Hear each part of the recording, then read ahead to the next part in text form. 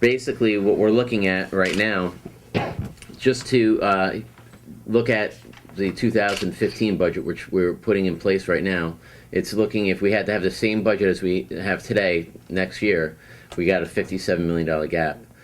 We believe we can close that, and I'll tell you how I would do that. And it's a critical issue because I was authorized by the leaders of both parties, Democrat and Republican, Jeff Berkman and Steve Bruscia, to start doing aggressive moves, which include laying off hundreds of workers.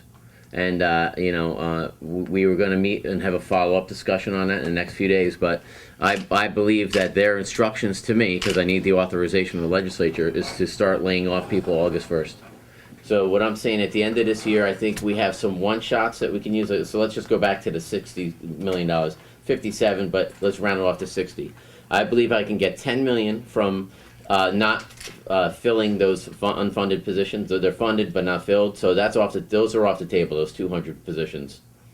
So that's $10 million off that $60 million price tag. Those are just dark positions? Yes. Okay. Then there's another $10 million that we can use in further one-shots, raid some other accounts that we've had that aren't really being utilized now, but we kept them to keep the budget strong. So it leaves us, I believe, at the end of the year with about a $30 million gap.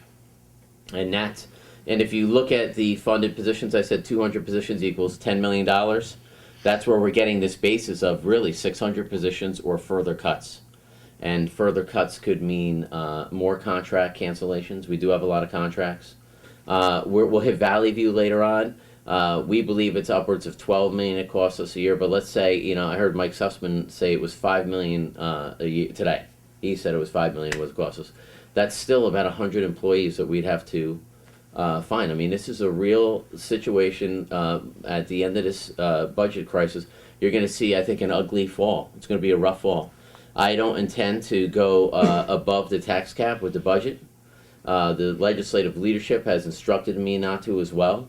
So at the end of the day, when I submit my budget in September, October, in that realm, we are going to really be discussing some serious implications to the workforce of Orange County. I think you're going to see across-the-board layoffs. That workload for the remaining individuals is going to increase and go higher, so we can have a significant impact on the public. I believe we will. Not could, I think we will. So you might have, a child that is in a questionable circumstance, now seeing a delay in service because of the deep cuts that we're going to have to make.